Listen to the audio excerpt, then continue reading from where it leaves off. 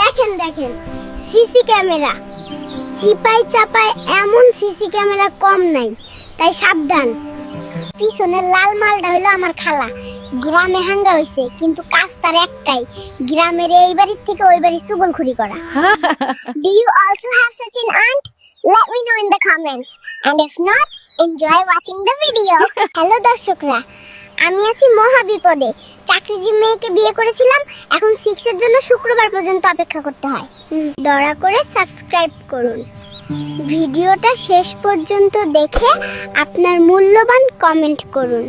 এই ফোনের ঘরের ফোননি, একটা আইফোন চাইলাম তাও দিলি না, কোথাও ঘুরতে নিয়ে যাস না, কেন যে আমি তোর সংসার করি রে?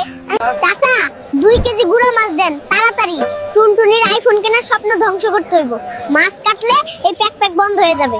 ও বিল্টু, তুই নাকি শ্বশুর বাড়ির থেকে বাইক আর আইফোন যৌতুক নিয়েছিস, ঘটনা কি সত্য? কোন চুংলিং পং এই গুজব ছড়াইলো? আমার মানুষের কিচ্ছু দরকার নাই, আমি নিজেই একটা ব্র্যান্ড। শ্যাম্পু লাগাইলে টিভিতে দেখি মায়া গো চুল বাতাসে উড়ে, আর আমার চুল দেখি খাড়ায়া থাকে। সব ধোঁকাবাজি। শালার আশা।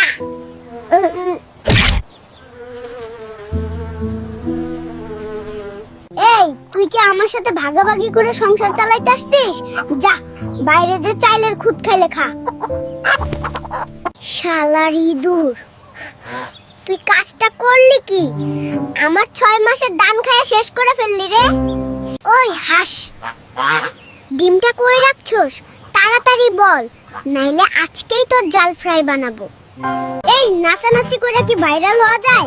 নাচানাচি কইরা ভাইরাল হইতো তাহলে 1.5 দিনে আমার মুরগি ভাইরাল হইতো। ওই চোর, মসজিদে এইসব চুরি করা লাগে নাকি? দোয়া করি আমার স্যান্ডেল পয়রা ওর পায়ে বড় বড় ফুসকা পড়ুক। ভাই, আমার বাসায় কি বাতি জ্বলে নাকি ছোটখাটো একটা বিস্কুটের ফ্যাক্টরি চলে? বিদ্যুৎ বিল দেখছো? তাই মনে হইতেছে। ও ভাই, মাস্টারে আর কত গোসল করাইবা? মরা জিনিস কি আর পানি ছিটালে জিন্দা হয়? এই কিস্তি স্যার আসলে বলবো আমি বাসায় নাই, ঢাকায় গেছি। এবার জমি বেচে আগে কিস্তির টাকা দিতে হবে।